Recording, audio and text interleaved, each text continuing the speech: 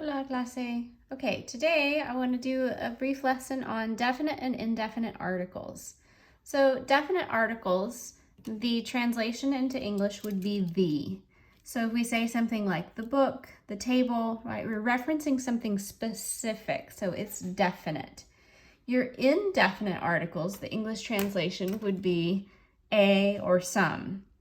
So if we said a table, or a book, or a pencil, or some papers, those would be your indefinite articles. So the idea is I'm not being specific there, right? If I need to borrow a piece of paper or a pencil, doesn't matter which one, I just need a, right? A particular, in general. Where definite, you're being specific on which one you're referring to. Okay, so your definite articles and your indefinite articles, we're going to break them into, we're going to put them into charts. And so we're going to break them into singular and plural, and then also masculine and feminine. So the masculine singular definite article would be el. The masculine plural version of that would be los. The feminine singular would be la, and the feminine plural would be las. So in Spanish, everything has gender. Every noun has gender. That means it's either going to be masculine or feminine. So if a word is a word that has to do like with a profession or a person, then that gender is going to make sense based on, traditionally the way we think of gender, the masculine and the feminine. If it's just an object, it's somewhat arbitrary. It has nothing to do, there's no masculine properties of the book or feminine properties of the table. It's simply that when the word evolved, it evolved from Latin, and Latin has gender, it's a gender language. And so based on certain properties usually of the word, it's either masculine or feminine. So when you learn the words, you need to learn that article, the definite article, with it to help remember that it's gender, whether it's masculine or feminine. So if you looked up like a libro, if you look up libro, the book, in a dictionary, you might see an M after it. If you looked up mesa, you might see an F after it in a dictionary. That M or that F, so that's to tell you whether that's masculine or feminine. And so I was trying to color code them here, so I'm going to try to stick with the blue for the masculine and the red for the feminine. And I would suggest that you do that for yourself as well. So if you're creating flashcards or notes, if you can, just do whatever works for you to help you remember whether a word is masculine or feminine. And we'll talk in a little bit about some tips on kind of just some generalizations that can help you remember. Okay, so going back again here. So the definite articles, we're being specific. We have el for masculine, singular, los for plural, la for feminine, and las for plural, feminine, plural. So the book, el libro, if I make that plural, it's los libros. And we'll talk in another time about how to make those plural. But for the most part, I think just by instinct, you would have added the S anyway. Okay, and then table, la mesa, las, plural, mesas. Okay, so that's if I'm referencing something definite, something specific. If I'm not being specific, I would be over here with the indefinite articles. So again, we've got the masculine, the feminine, the singular, the plural. And so the masculine singular would be un, and unos would be plural. Feminine, una, and feminine plural, unas. So we could come back to here like the book, right? So if I have a book, it would be un libro. If I have some books, it would be unos libros. For table, it would be una mesa, plural, unas mesas, some tables. Okay, so now let's talk a little bit about rules for how to find whether they would be masculine or feminine. So for masculine,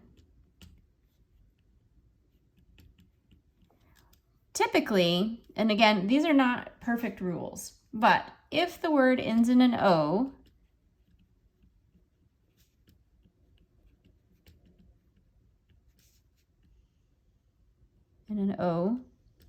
there's a good chance that it's masculine. And I'm going to kind of go maybe a little bit back and forth, but try to leave some room here. For feminine,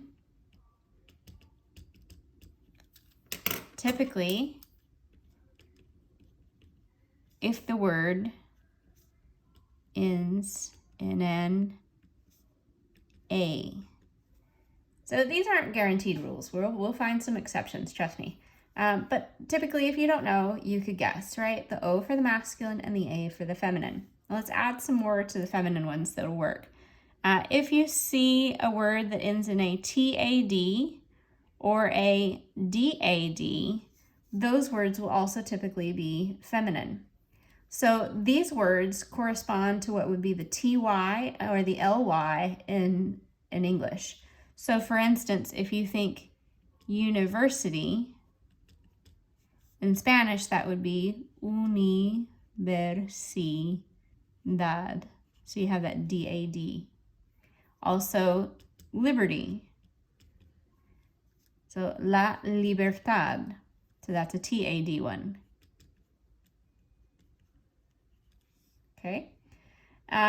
Jumping back to the masculine, there's one that's an exception, but it's a really good rule. So actually, if the word ends in an MA, so that's contradicting, what we said down here about it ending in A, but if it's ending in an MA. So if it's coming with an MA, that's coming from a Greek origin instead of Latin. And so we would see words like el problema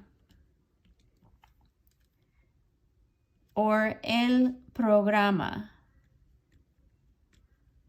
Okay, so watch for those. And then in general, we'll just have some just outright exceptions. So for instance, the word dia, it ends in an A, but it's masculine. So we have el dia, el mapa, right? So again, ends in an A, happens to be masculine. Both of these are actually coming from Greek origin, so that if that helps you any. A feminine one that would be an exception would be la mano. So go figure. So this means hand. We'll get to that in a way later chapter, but it ends in an O and it happens to be feminine. So plenty of exceptions. Words that follow and make sense would be words. So again, if they're matching the gender of a person with that, so we would have, for instance, el muchacho. So it's representing a boy, so of course it's masculine. Then down here we would have la muchacha. Muchacha, there we go. So female, female. So typically if the word is representing a person, right, it's going to end in that corresponding letter. There are exceptions. We have things like el dentista. So even though that's ends in an A, the ista ending, so you could actually add that up here. So typically an ista ending can still be